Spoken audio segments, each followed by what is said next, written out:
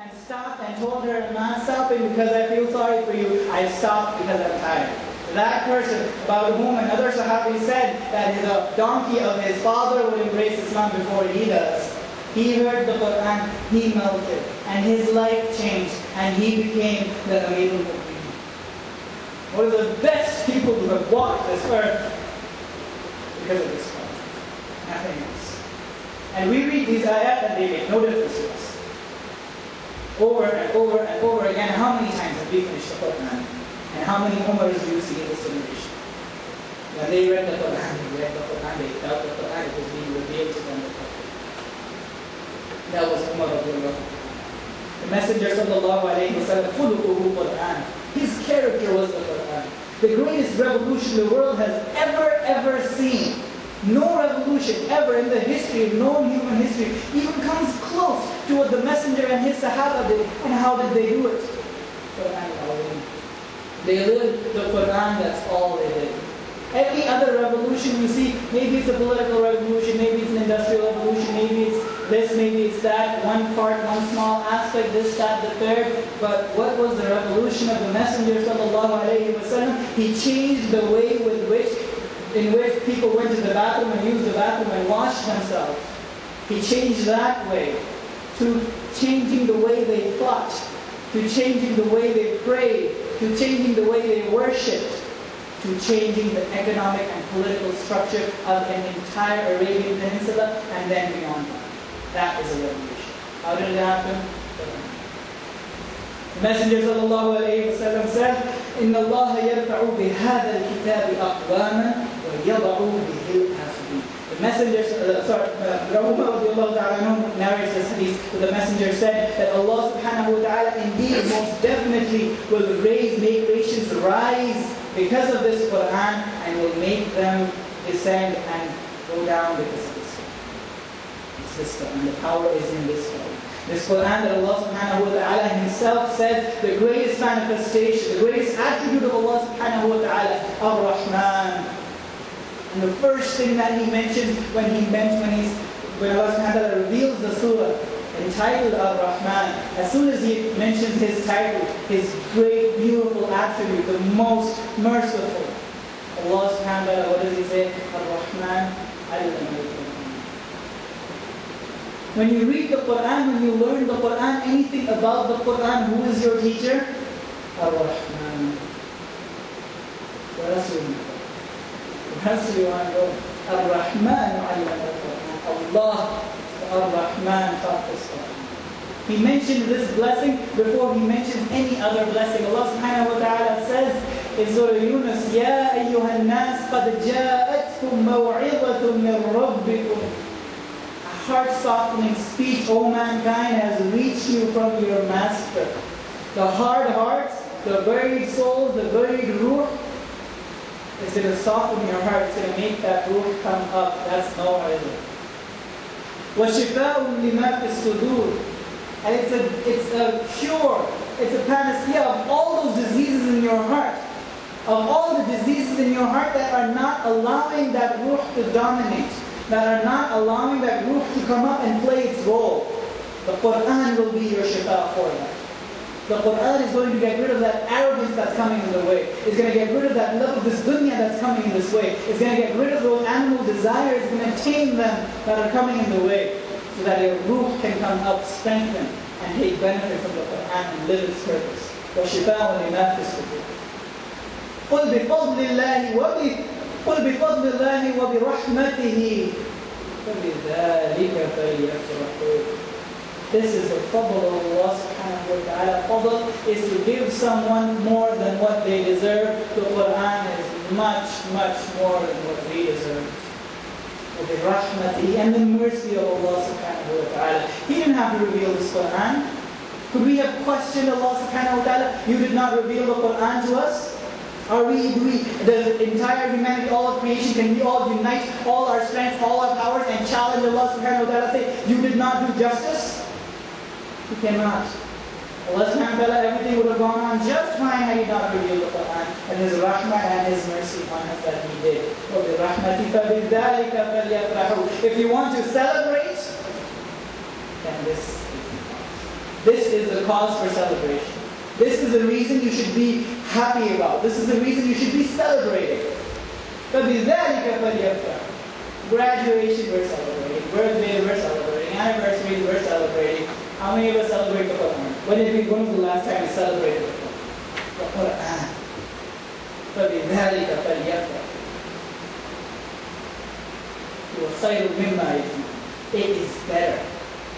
It is better than anything you can gather. Anything you can compile. You can spend your entire life selling yourself and your talents and whatever you have, and you can have the greatest empire on the face of this earth. You can be the king of the world and everything that's in it, where whatever you command goes, whatever you say happens, whatever you say stop, it doesn't happen. You can have all of that. You can have all the jewels, the gems, the treasures, mountain loads of gold, silver, whatever you want. You can have all of that. But Allah subhanahu wa ta'ala is saying the Quran is better than all of that. وَخَيْرٌ مِمَّا يَجْمَعُونَ. Whatever you have the capacity to gather, the Quran is better than that. This kitab of Allah subhanahu wa ta'ala is better than that. So rush to gather this.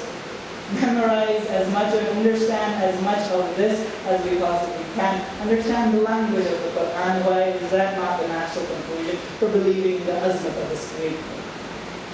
Should we not be doing? Should we not be directing our energies towards this?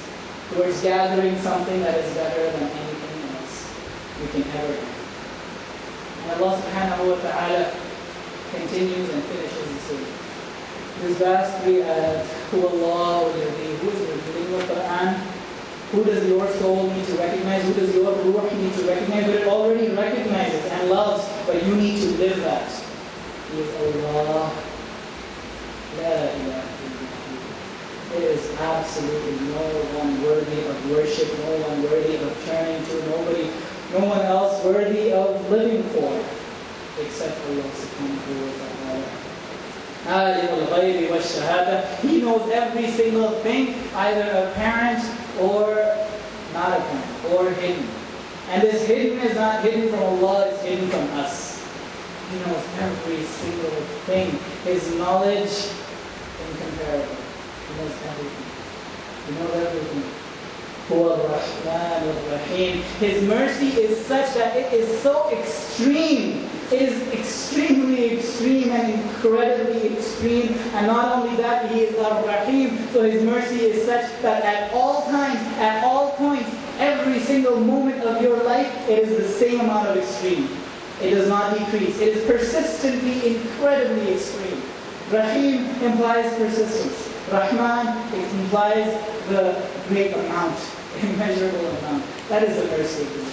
That is the mercy of the Creator that we're fighting throughout our lives. Whenever we're doing anything else, we're fighting against Allah subhanahu wa ta'ala. We're fighting against our very natures. Going against the way we're supposed to be going. Every single thing in this world is Muslim. It has submitted to the will of Allah subhanahu wa ta'ala. It lives according to the laws that Allah subhanahu wa ta'ala designated, except jinn and mankind. We are the ones transgressing, we are the ones rebelling, we are the ones fighting. So Allah subhanahu wa ta'ala says in the next ayah, وَاللَّهُ الَّذِي لَا إِلَهَ إِلَّا هُ. He is Allah, He is the one and only one worthy of being taken as a deity, of being taken as one worthy of worship.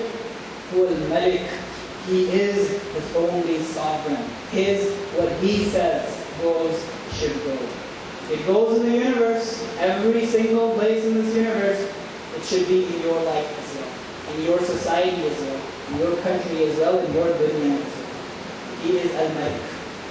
If you have any doubts about Him being the sovereign, and they will be removed on the Day of Judgment, then Allah subhanahu wa ta'ala, when everything is destroyed, Allah subhanahu wa ta'ala will ask, لِمَنِ الْمُلْكُ الْيَوْمِ. To whom does the dominion belong today? لِلَّهِ الْوَاحِدِ الْقَهَّارِ. Allah subhanahu wa ta'ala. Al-Malik al-Quddus, absolutely, extremely flawless, free of all needs, free of all anything wrong, anything bad, anything the slightest bit dependent on anything, nothing, absolutely clear, absolutely pure, absolutely flawless. That's Allah subhanahu wa ta'ala. He is Al-Quddus, As-Salam, Al-Mu'min, Al-Muhaymin. Explain these, I'll just use one more paragraph, inshallah, we're almost done. Imagine you're fighting, you're in a battle. You're fighting against an army much more stronger than you. They know everything. They know everything in and out. Whatever's going on with you, they know. They have their spies all over the place. They have complete authority. They have complete control. And you also realize they're the good guys. They're the bad guys. Whatever weapons you have, they've been given to you by them anyways. You decide, you know what? The smartest thing for me to do is to submit. And that's what we call Islam. Submit to the will of Allah subhanahu wa ta'ala. The free will that Allah subhanahu wa ta'ala has given for the little bit of free will that we have, submit that to Allah subhanahu wa ta'ala. Once you do that, Allah subhanahu wa ta'ala is telling us, He is as-salam. He will give you peace. He will give you external peace. Al-mu'min, He will give you inner peace, tranquility. He's giving you outer peace, He's giving you inner peace. If that's not enough, He is al-muhaymin. He will give you a sanctuary as well, protect you from harm from anyone else as well. Simple question, where are you going? Where are you going away from someone who can give you all kinds of peace? Imagine external, internal sanctuary. What do you want? He has an Al-Aziz, He has absolute authority. He can do whatever He wants. And that is the threat. If you choose not to submit, Allah subhanahu wa ta'ala has complete authority. He can do with you whatever He wants. Al-Jabbar. He subhanahu wa ta'ala rectifies wrong. Whatever is wrong and unjust, Allah subhanahu wa ta'ala, absolute justice, He rectifies it and corrects it. Al-Mutakabbir. He subhanahu wa ta'ala is Al-Mutakabbir. Only He says, Al-Kibru Ridai. Kibr meri chadar hai. Allah subhanahu wa ta'ala says. Whoever pulls at that, this is the only attribute, this is one of the attributes of Allah subhanahu wa ta'ala that only suits Him and no one else. Only suits Allah subhanahu wa ta'ala. It's a negative attribute when it comes to human beings. It's a negative attribute when it comes to human beings. But Allah subhanahu wa ta'ala is al-mutakabbir. Subhanallahi amma yushrikun. All that we spend our lives worshipping other than Allah subhanahu wa ta'ala, all that we do shirk with, whatever kind of shirk it may be, Allah subhanahu wa ta'ala is above all of that. Allah subhanahu wa ta'ala in the next ayah, وَاللَّهُ الَّذِي لَا وَاللَّهُ الْخَالِقُ الْبَارِئُ الْمُصَوِّرُ.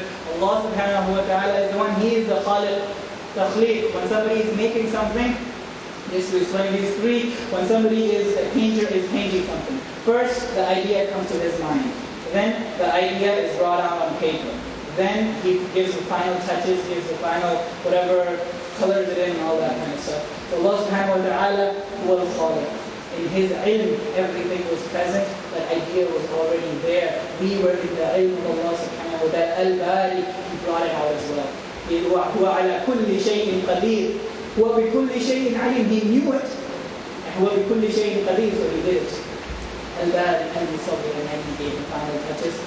لَهُ الْأَسْمَاءُ الْحُسْنَى. All attributes of Allah subhanahu wa ta'ala are beautiful, or all beautiful attributes belong to Allah subhanahu wa ta'ala. يُسَبِّحُ لَهُ مَا فِي السَّمَاوَاتِ وَالْأَرْضِ. Every single being in the heavens and the earth, every single thing that exists in the heavens and the earth, every grain of sand, every single thing that you can possibly imagine, from the smallest to the largest, the tasbih of Allah subhanahu wa ta'ala declares the perfection of Allah subhanahu wa ta'ala just by virtue of its existence. وَهُوَ الْعَزِيزُ الْحَكِيمُ. And He has absolute authority and He has absolute wisdom. So I'm going to end with one question that I asked before. I'm asking again, something we need to ask ourselves. فَأَيْنَ تَذْهَبُونَ. Where are you going?